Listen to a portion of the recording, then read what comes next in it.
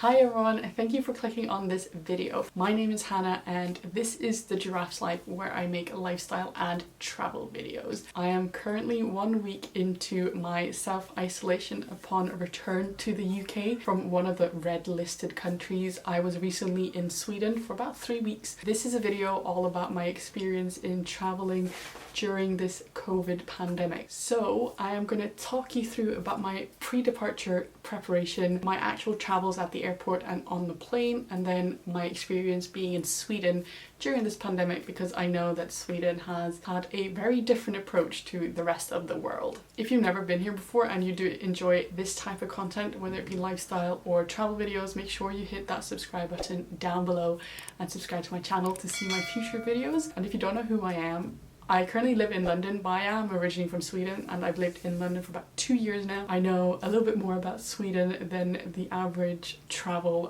vlogger. But yeah, without further ado, I'm going to get into a long list of talking points that I have, and I'm going to start with my pre-departure preparation.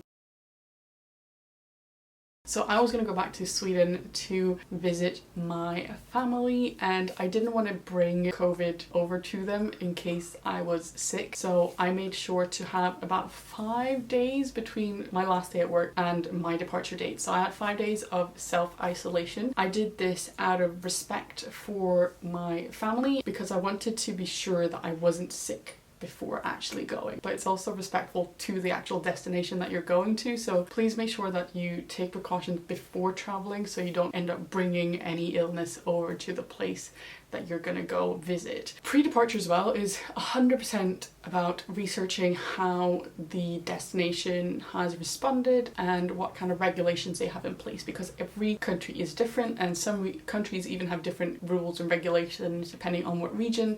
Make sure you know what is appropriate, if you have to wear a mask on public transport, in public places, outside, or like what the rules are regarding face masks and social distancing. Be respectful of those. The one thing I did to mostly feel safe on the plane and in the airport was to pack anti-bac hand sanitizer and like sanitizer wipes so I could wipe everything around me, and then also obviously my face masks. I mean, pre-departure, there's not that much that I changed from like a regular travel experience, because I was going to Sweden where I knew that life was a little bit more like normal, so I didn't have to think too much about bringing a gazillion face masks and how to like clean them and stuff like that. What is the airport like during a COVID-19 pandemic? Well, to be honest, it's not that different. The main differences, of course, is the social distancing and the wearing of face masks. But other than that, there wasn't really that much of a difference of like my own personal experience. However, I did bring my own sandwiches and a water bottle that I could fill up at the water stations, just because I didn't want to stand in a busy like Pret line or sit down and eat there. So I just made sure to bring my own food and drink. It was way less people than normal. I traveled in the second weekend of August. It was a Friday. I flew like midday and it was not super busy, which was nice considering we were in a pandemic and it allows us to social distance and keep away from other people. There were a few points throughout the airport where social distancing was just not a thing, and that was primarily once you got through security and you had to like get your bag. A lot of people had their bags like double checked and they were just waiting in a big group, and it was really hard to social distance. That was the only point where I was like, okay, this is the area where they really have to look over their regulations and how they're sorting things out at the airport. Like in most shops, they are attempting to do like a one-way system, so you go in one way and out another, and that's what they did in all the duty-free shops and also the restaurants. Pretty much everything was open. There were a few shops and a few restaurants that weren't open. I don't know why, but most of the things were open, so you can do your duty-free, you can get your sandwiches, and you can get your booze. Other than that, the only real difference was that they'd like kind of taped off a few of the seats in the main waiting areas just to make sure that people are sitting separately.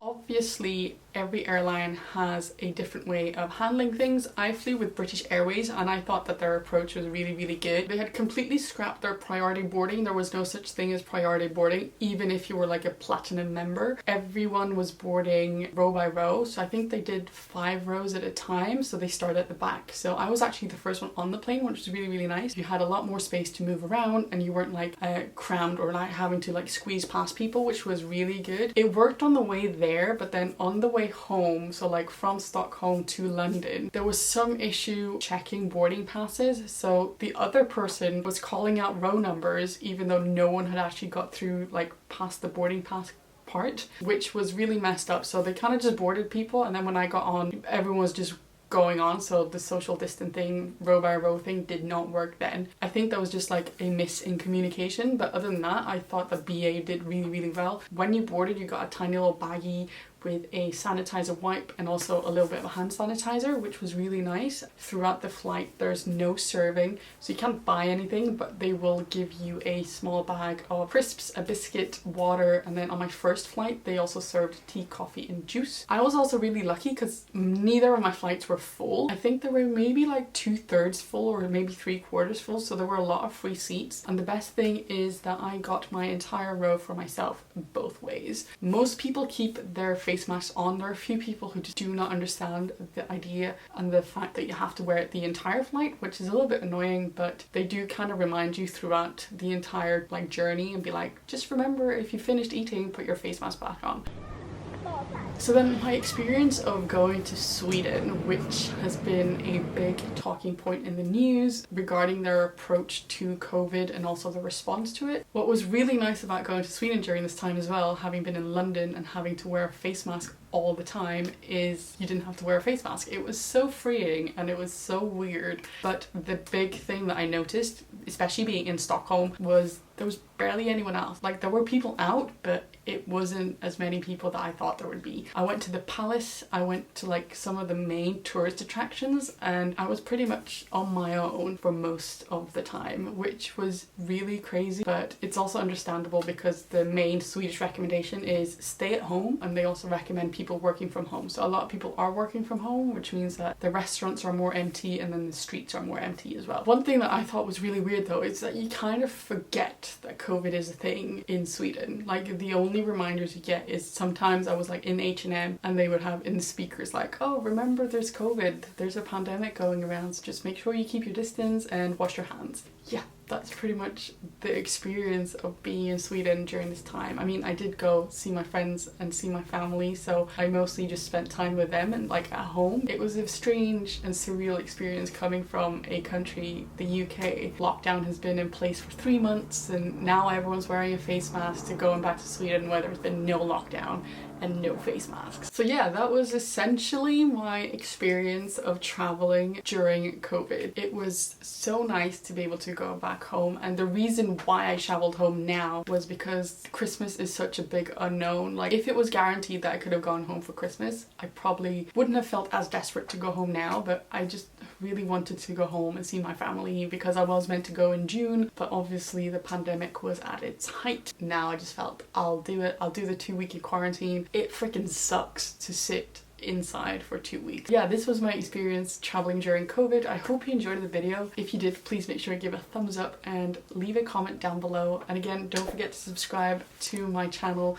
if you want to see more of my videos. I will see you again next time with a new one. Until then, stay safe out there. Goodbye.